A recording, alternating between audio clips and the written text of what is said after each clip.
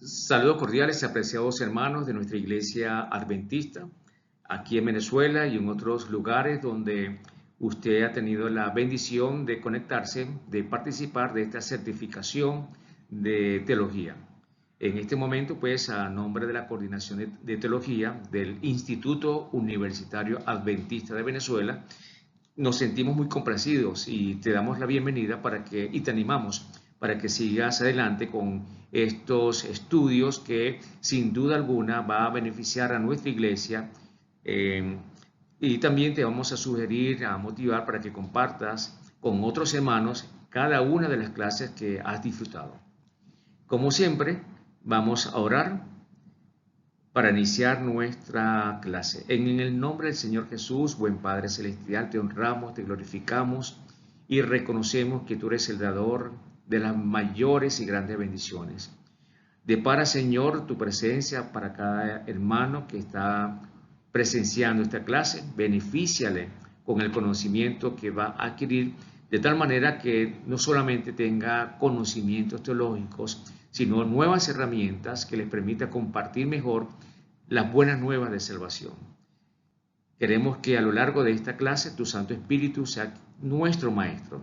Te lo agradecemos en el nombre precioso del Señor Jesús. Amén. Quiero comentarles pues que soy el pastor Marco González y quisiera iniciar esta clase con un pequeño devocional que va a enmarcar el contenido de la misma. En Efesios capítulo 4, Pablo nos habla sobre 5 dones. Y él mismo constituyó a unos apóstoles, a otros profetas, a otros evangelistas, a otros pastores y maestros. Luego del versículo 11, luego viene el propósito de estos dones, a fin de perfeccionar a los santos para la obra del ministerio, para la edificación del cuerpo de Cristo, hasta que todos lleguemos a la unidad de la fe y del conocimiento del Hijo de Dios, a un varón perfecto, a la medida de la estatura de la plenitud de Cristo, para evitar lo siguiente, para que no seamos niños fluctuantes llevados por doquiera de todo viento de doctrina, por estratagemas de hombres que para engañar emplean con astucia las artimañas del error.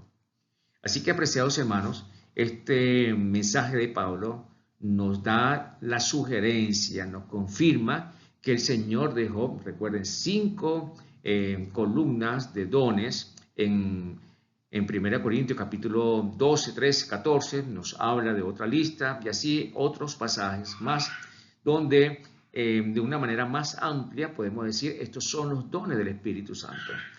De manera particular en este pasaje, Pablo nos presenta esos 5 dones a manera de columna. Le expreso mi opinión en cuanto a lo que estoy leyendo, que van a permitir a la iglesia, en primer lugar, a tener un conocimiento más amplio del Señor Jesús. Esto es importante establecerlo. ¿Por qué?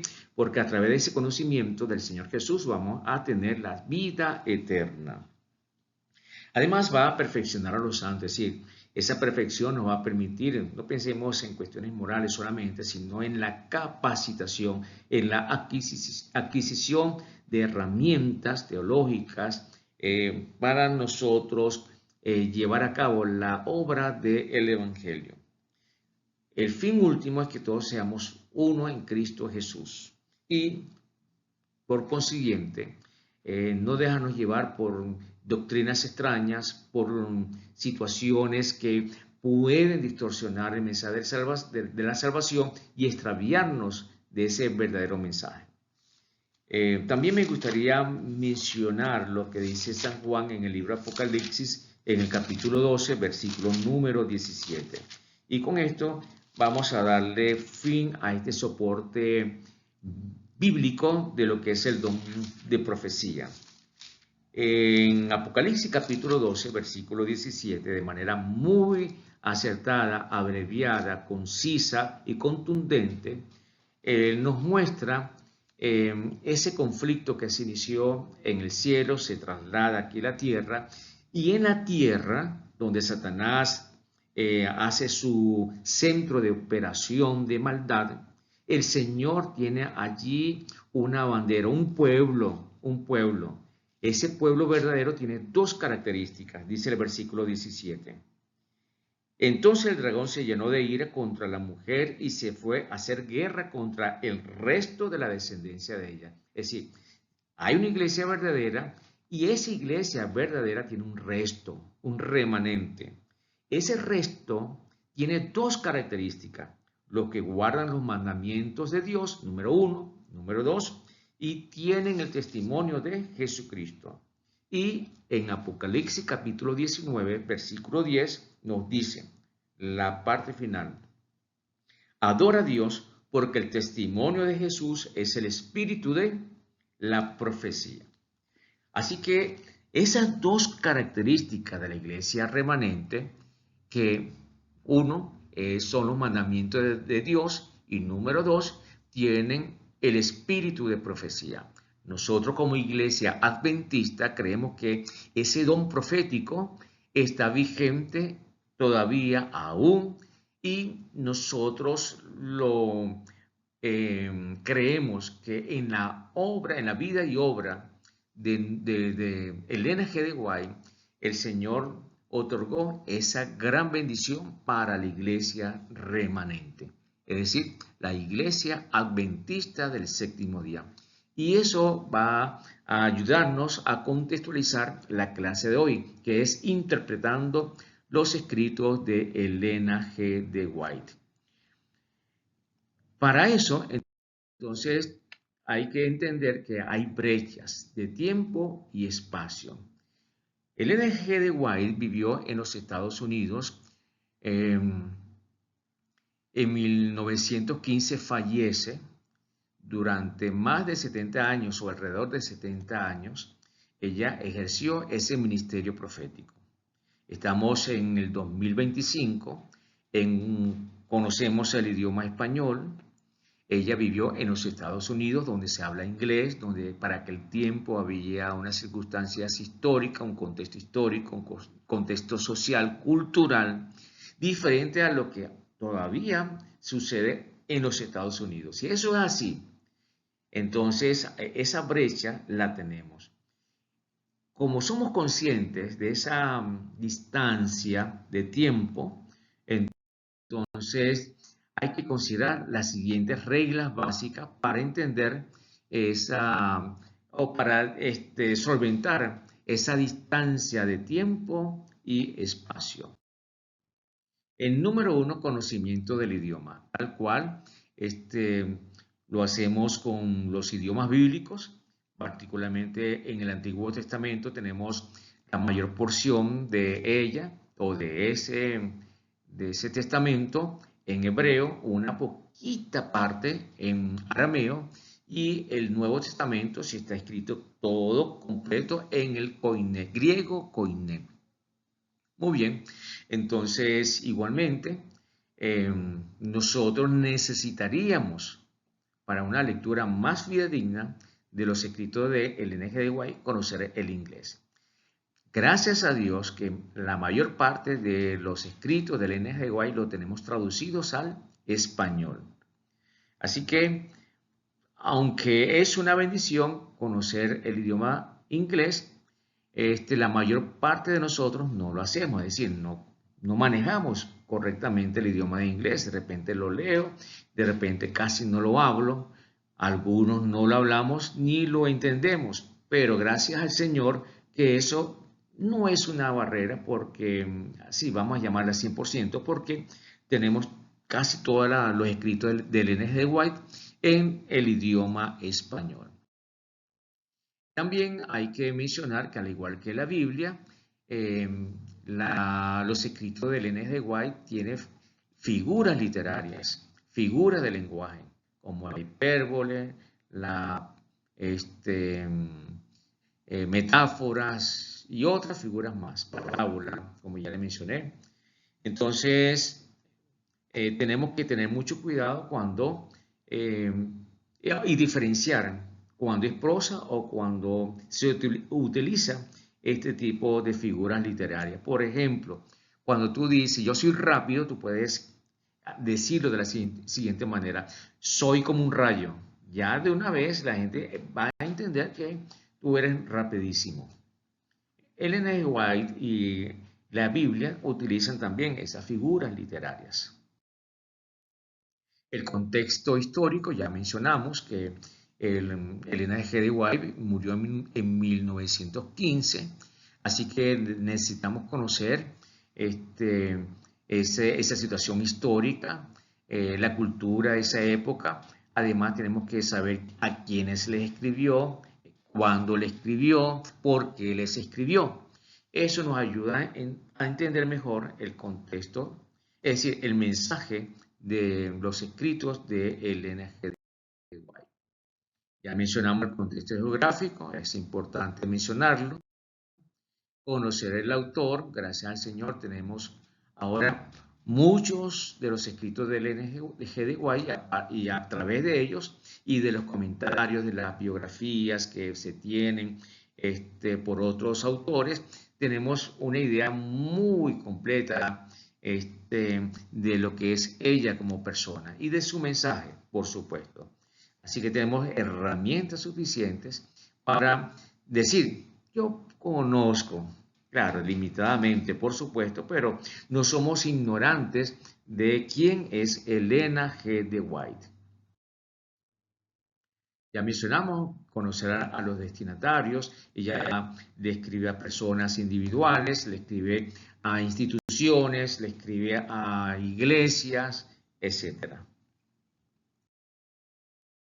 También tenemos que reconocer que la Biblia tiene una unidad, es un principio hermenéutico que ya ustedes lo habrán revisado, lo habrán escuchado, y así también tenemos los escritos de Ellen G. White, a pesar de que abarcan muchas temáticas como salud, finanzas, hogar, a los jóvenes, pero en la parte, vamos a llamarlo así, bíblica, tenemos esos 5 libros que conforman la colección del Gran Conflicto.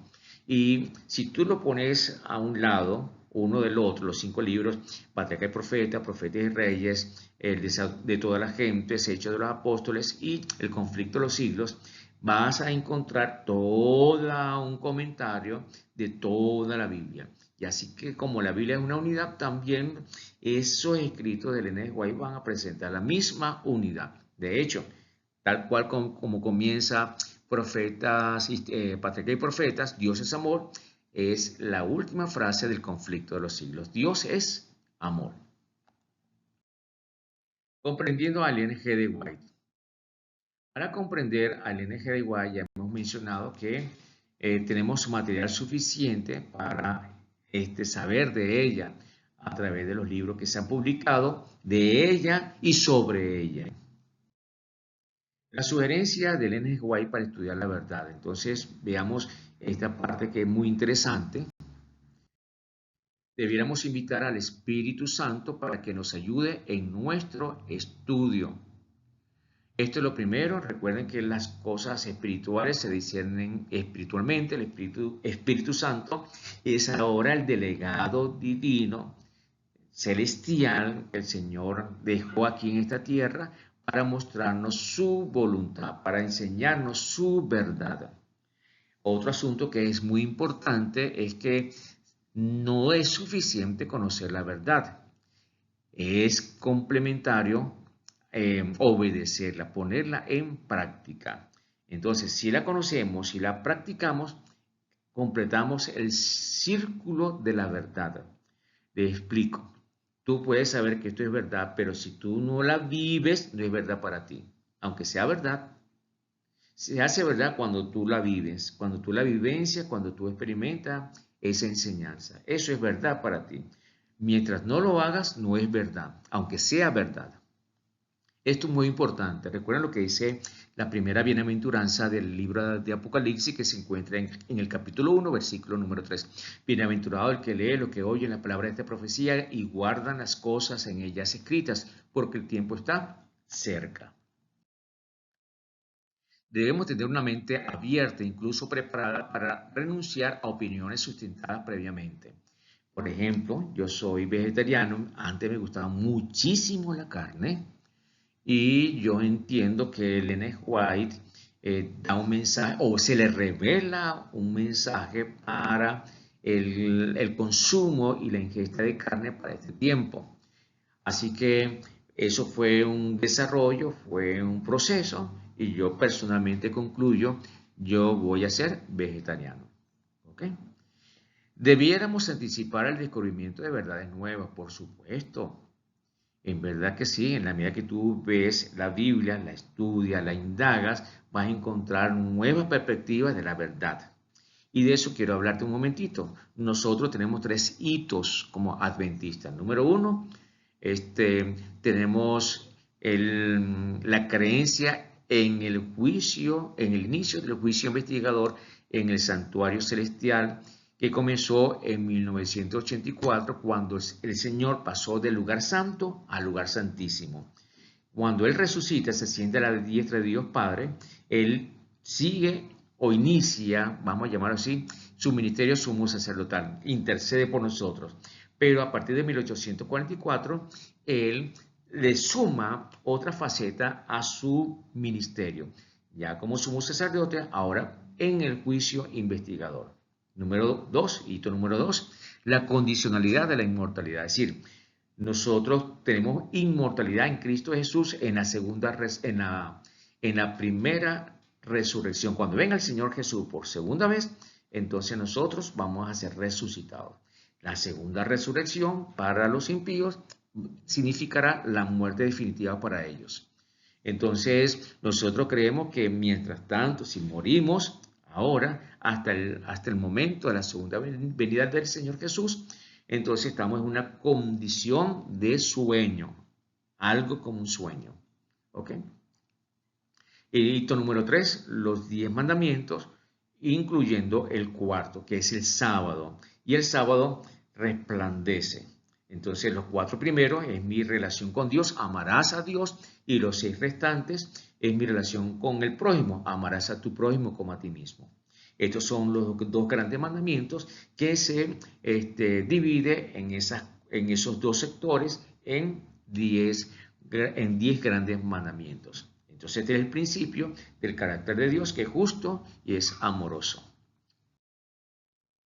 Debiéramos esperar luz nueva que armonice con verdades antiguas, claro, porque como la verdad es progresiva, entonces en la medida que el Señor muestre otros detalles de su luz, esa verdad va a seguir ¿qué? Aumentando. Es decir, la comprensión de determinada verdad, de doctrina o creencia, entonces se va a ir mejorando.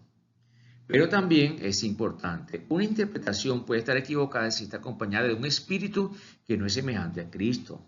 Y esto es así. No voy a entrar en detalles, pero consideren esto como algo muy, muy importante. Aquí no estamos hablando de que si una persona tiene competencias teológicas, académicas, teológicas, profundas, amplias. Aquí estamos hablando de que eso no es suficiente, porque necesitamos saber y entender que si tenemos un espíritu como el de nuestro Señor Jesús, vamos por el camino seguro, por la vía de la verdad. Entonces vamos a hacer unas pequeñas observaciones sobre la inspiración del pensamiento o verbal. ¿A qué se refiere esta parte? ¿O a qué me refiero? Toda inspiración es de Dios. Y en el caso del ser humano, cuando el Señor toma a su mensajero, Él le revela lo que es necesario para ese momento.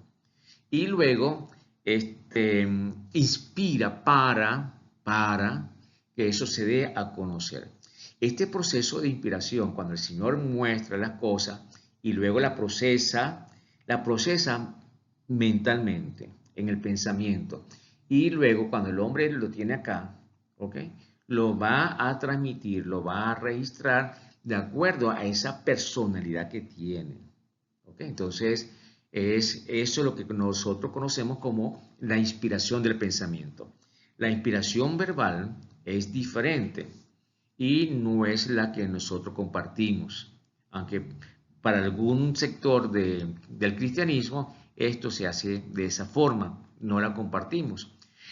¿A qué se refiere la inspiración verbal? Se refiere a lo siguiente, que el Señor tal cual le dice a una persona, escribe esto y le dicta como una especie de carta. Literalmente la persona copia lo que está escuchando del Señor.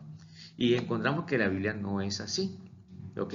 Aunque la Biblia dice escribe tal cosa, pero esa persona lo va a escribir de acuerdo a la impresión que el Señor le dio para ese momento. Y eso nos da pie a lo segundo, la infalibilidad. Así que la persona con su educación, con su cultura, con sus limitaciones, con sus ventajas, eh, escribe. ¿Y cómo lo escribe? En términos humanos. Y en esa parte, entonces, hay errores. La Biblia es infalible, sí, como palabra de Dios. ¿Tiene errores humanos? Sí los tiene, sí los tiene.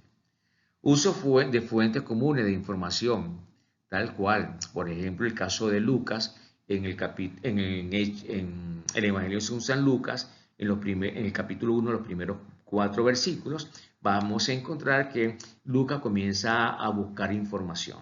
Es un ejemplo muy, muy sencillo y muy clásico para señalar esta parte. Distinción entre lo sagrado y lo común. Algunos críticos de la Biblia consideran que la Biblia no es inspirada por Dios, por lo tanto es una obra de hechura humana y como tal se tienen que aplicar los principios hermenéuticos de un libro secular. Ellos dicen que, mira, esto es sagrado, esto no es sagrado. Otros dicen, esto no es sagrado, nada de esto es sagrado, por lo que ya le comenté. Nosotros consideramos que todo esto es sagrado. Pero vamos a ver 2 ejemplos. El primero, recuerden el caso de Job. Job tenía unos amigos que le acompañaron. Ellos tenían una percepción equivocada, un enfoque equivocado. Ellos opinaban sobre algo de una manera personal. Por supuesto, están equivocados, pero esos pensamientos, esos diálogos, esa conversación, lo que ellos dijeron está plasmado en un libro sagrado. También tenemos el ejemplo de 1 Corintios, capítulo 7. Allí Pablo está dando algunas sugerencias, algunos consejos, y él dice, me parece, opino yo. Es lo que yo creo, ¿ok? Es lo que yo considero. Pero está escrito, está contenido en un libro sagrado, ¿ok? Entonces, al fin y al cabo, esta distinción en que esto es sagrado y no es sagrado, es decir, es común, tenemos que tener mucho cuidado. Me gustaría referirme a otro tercer ejemplo. Cuando Pablo da su discurso en el Areópago, él toma de parte de su discurso un contenido de filósofos de aquella época, muy conocido por los griegos.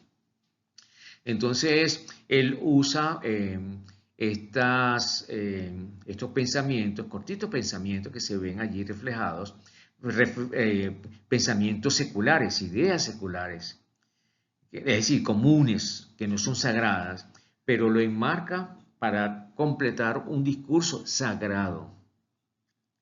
Entonces, esto explica también esta partecita.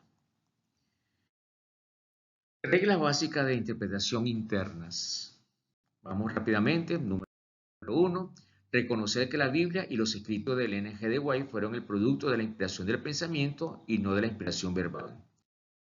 Número 2. Reconocer que algunas definiciones de palabras pueden cambiar a medida que pasa el tiempo, y eso ocurre también con nosotros en nuestro idioma español, por ejemplo. ¿Recuerdan ustedes la ñapa? Bueno, los que tenemos esta edad sabemos muy bien que es una ñapa. Pregúntale a un jovencito o a un niño de 10 años qué es una ñapa. La mayoría lo va a ignorar. Igualmente, el Bolívar fuerte, ¿recuerdan ustedes? Perdón, el fuerte, no el Bolívar fuerte, el fuerte, los 5 bolívares, que en principio eran grandotas, moneda de plata, la locha, el céntimo. Entonces, son cosas que ya no conocemos porque dejaron de usarse. O también, una palabra puede cambiar su significado. Regla número 3. comprender el uso de la hipérbole. ¿Qué es la hipérbole? Es una figura literaria y como cualquier figura literaria se tiene que interpretar de acuerdo a eso. Por ejemplo, yo le dije a ustedes que yo soy rápido como un rayo, soy como un rayo. Entonces tú no vas a pensar que yo soy un relámpago, porque cuando llueve salen esos electrones y no, no, no.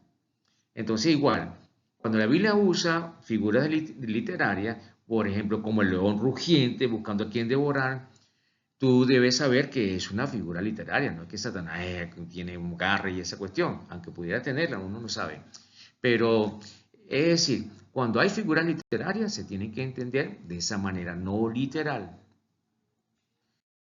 Regla número 4. Comprender el significado de la frase en la cual se usa una determinada palabra. Lo que yo estoy mencionando también como ejemplo. Regla 5. Reconocer la posibilidad de expresiones imprecisas. Claro está, eso es también de uso común acá. Por ejemplo, yo puedo decir, oye, me pareció que ese árbol es frondoso, ¿ok? Tiene muchas ramas, etc. Yo puedo mencionar lo segundo y no ser tan preciso para decir frondoso sencillamente. Entonces, de repente se utilizan expresiones vagas, frases vagas y no son precisas. A Elena de White también ocurre eso. Regla 6. Examinar cuidadosamente el contexto inmediato. Esto es el mismo párrafo o la página para aclarar una expresión que a primera vista parece problemática. Un ejemplo que es de uso común ahora, que usted tiene que estar muy pendiente, es la única definición de pecado que aparece en la página 547 del Conflicto de los Siglos. Cuando solamente buscamos esa frasecita, estamos sacando el contexto. Tenemos que leer la frase completa. Y la frase completa le da el sentido completo a esa cosa o esa frase o lo que quería decir el G de White con esa única definición. Es la manifestación externa completa del G de White, es la manifestación externa de un principio. Entonces vean que de repente la parte más importante es esa palabra principio. Principio, porque estamos hablando de que es la expresión de una esencia que no se modifica, que no cambia y que cuando tú robas, es decir, violas la ley de Dios, estás evidenciando la violación de un principio. ¿Okay? Entonces hay que entender esa particularidad. Número 7. Reconocer que el significado de una palabra puede cambiar cuando se la usa en un contexto nuevo. Por ejemplo, tomando el caso de león. El león de la tribu de Judá se refiere a Jesús. Como león rugiente se refiere a Satanás. Entonces, hay que entender que la misma figura en un diferente contexto puede significar cosas diferentes. Se le da un uso distinto. Y regla número 8. Reconocer que en toda comunicación se encuentra el desafío de la semántica, es decir, del significado de la palabra. Para mí, león significa fortaleza, rey de los animales, rey de esa realeza. ¿Okay? Y para otro, león puede significar maldad. ¿Okay? Entonces, ¿qué significa tal palabra? Es importante eso, la semántica. Vamos a ver las reglas de interpretación externas. 8 reglas también básicas y con esta terminamos ya. Número 1. Incluya todo lo que el profeta ha dicho sobre el tema bajo discusión antes de llegar a una conclusión. Si yo soy vegetariano, entonces yo tengo que recopilar todas las citas que el N.G. White dice sobre el vegetarianismo. ¿Okay? Si yo no como carne, entonces busco toda la cita sobre eso. O sea, estamos hablando de esa situación particular porque sencillamente nosotros cuando tenemos una opinión sobre algo, pues nos aferramos a los textos que apoyen mi opinión, que apoyen mi gusto. Y aquí está un gran problema. Entonces, Igual con un tema del pecado, con el tema de la naturaleza de Cristo. Yo tengo que recopilar toda la información que encontramos del Espíritu de Profecía sobre ese determinado tema. Número 2. Cada declaración debe entenderse dentro de su contexto histórico. Porque yo hice la ejemplificación de la carne, porque Ellen G. White a lo largo del tiempo nos habla sobre qué, sobre el uso de la carne. El sábado, ¿cuándo comenzó a guardarse el sábado? ¿Cómo se debe guardar el sábado? También fue un proceso histórico. Así que es importante saber y entender esa circunstancia histórica. Y me refiero también al uso del vestido y otras enseñanzas que encontramos en los escritos del N. G. White. 3. Debe reconocerse el principio implícito de cada declaración de consejo o instrucción a fin de comprender su relevancia para quienes viven en tiempos y lugares diferentes. Por ejemplo, cuando Pedro dice en la visión, escucha, mata y come. Ajá. ¿Qué podemos entender eso? Bueno, hay que leer un poco del contexto y luego sacar la aplicación. Ahora entendí. Entonces, cuando Pablo dice, ahora entendí, es porque en el tiempo pasado el judío consideraba a los paganos como ¿qué? Como inmundos, vamos a llamarlo así. No se contaminaban y como no querían contaminarse, evitaban relacionarse con los gentiles. Entonces, él aplica ahora y nosotros aplicamos ese principio para este tiempo. ¿Ok? A Pedro le costó esa transición, a nosotros se nos facilita esa transición. Igualmente cuando Pablo dice, no permito que la mujer hable, entonces tenemos que entender que dijo Pablo a esa iglesia. ¿Por qué se lo dijo? ¿Quiénes eran ese tipo de mujeres? Ahora, teniendo eso ya bien definido, entonces yo lo aplico a mi iglesia. ¿Se aplica a mi iglesia?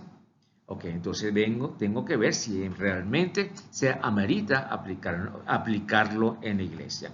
Porque se dan cuenta de que cuando le escribe a otras iglesias no presenta ese punto de vista o ese asunto. Regla 4. Debemos usar el sentido común y una razón santificada cuando analizamos la diferencia entre principios, normas o reglas. Y esto se establece así, porque hay una prioridad, hay una, vamos a llamarlo así, nivel 1, nivel 2, nivel 3. No se discute sobre las 28 creencias distribuidas en 6 doctrinas. No se discute eso. Eso está allí plasmado, eso es bíblico. Ahora, hay discusiones que se derivan de un tema de la Biblia, sí. ¿Es trascendental y vital para nuestra salvación? No necesariamente. Pero fíjense que algunas veces nos enfrascamos, nos emparcelamos y queremos imponer a los hermanos algo que no es relevante para nuestra salvación. Entonces, eso tiene que ver con lo que estamos viendo allí, principios, normas y reglas. Algo que se me ocurre rápidamente, hay nuestros hermanos, algunos hermanitos, con buena intención y basado en los escritos de Ellen G. White, dice, aquí solamente vamos a orar de rodillas. Y cuando yo voy a esas iglesias, yo me arrodillo. ¿Cuál es el problema? ¿Ok? Yo entiendo también que hay momentos cuando en el Antiguo Testamento no se arrodillaban para orar. ¿Ok? Y eso lo ves en la vida cotidiana. Tú vas manejando tu carro y allí estás orando. Sales de tu casa, pues, estás orando. ¿Ok? Pero se tiene que entender por qué el N. G. White dice que la oración de rodillas es la mejor forma para comunicarse con Dios. Regla 5. Debemos estar seguros que las supuestas citas que han sido realmente escritas por el autor a quienes se las atribuye. Y esto es bastante cierto.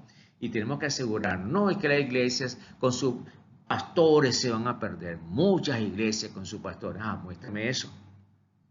Y entonces agarramos ese tipo de cita del N. G. White para clavársela a la iglesia. Entonces, pilas con eso. Regla 6. Debemos conceder que los autores, incluso los profetas, aunque no se contradigan a sí mismos, pasan por el proceso de maduración en el que la verdad se revela ante ellos solo en la forma tan rápida como son capaces de comprenderla. Dos casos rapiditos. Uno, el de Natán. Recuerda que el rey David quería construir el templo y el profeta dijo, no, tranquilo, dele. Y luego el Señor llama al profeta y dile, un momentito, no es así. Ve, corrige el asunto y dile a David que no él va a construir el templo, lo va a hacer su hijo. ¿Ves? En ese momento, la impresión inicial que tuvo eh, el profeta, pues no fue tan adecuada, sí, fue un proceso. El caso de Daniel y el de José, vamos a el de José, pero me gusta mucho el de Daniel. Cuando le dicen cuál es la visión del rey, entonces él pide un tiempo para ¿qué? Para entenderla, para ver que el Señor le muestre. Voy a orar para que el Señor me indique, ¿ok? Entonces vean que hay situaciones que en el momento se comprende y en el momento no se comprende. De repente más tarde, sí. Número 7. En algunos casos, una persona debe comprender la experiencia de un evento, ya sea directa o indirectamente, antes de entender la verdad del evento. Eh, Se me ocurre pensar en Abraham. El Señor le dijo, mira, ofréceme tu hijo. ¡Qué barbaridad! Esa mente de ese hombre se llenó de angustia, su corazón de pesar. eh, pero agarró al muchachito y se fue con el muchachito. Y cuando llegaron allá, estaba a punto. ¿Entendía todo eso Abraham? Luego lo entendió. Luego lo entendió. Regla 8. No todo lo que está en la Biblia o en los escritos de Elena G. de White puede entenderse a primera vista o aún después de años de estudio. Y esto es así. ¿Ok? Em, esto nos ayuda a ser más humildes, nos ayuda a entender que solamente es Dios quien nos revela cuando Él considere necesario mostrar la verdad. Lo que Él considera necesario, Él no lo va a dejar oculto, Él lo va a mostrar. Muy bien, mis apreciados, llegamos al fin de esta clase. Yo quisiera mencionar algunas cosas. Uno, por favor, estudiemos la Biblia en primer lugar. Estudiemos la Biblia. La Biblia es la fuente de fe, de doctrina y de conducta y de norma para la iglesia. Por no estudiar la Biblia, viene lo segundo, está el don profético. El don profético se suscita por varias razones, pero la principal es que por no tener esa vocación y ese compromiso de estudiar la Biblia, entonces el Señor da el espíritu de profecía. Nosotros descuidamos el estudio de la Biblia. Antes éramos el pueblo de la Biblia. Ahora ni siquiera estudiamos la fe, el folleto de la escuela sabática. Y miren ustedes, apreciados hermanos, por favor, tenemos una gran responsabilidad delante de Dios. Escudriñad las Escrituras porque a vosotros os parece que en ellas tenéis la vida eterna y ellas son las que dan testimonio de mí. Entonces yo les insto en primer lugar a estudiar la palabra de Dios. Número 2, estudiemos el espíritu de profecía. Estudiemos el espíritu de profecía, porque si nosotros, yo me alarmo por no estudiar la Biblia, menos estudiamos el espíritu de profecía.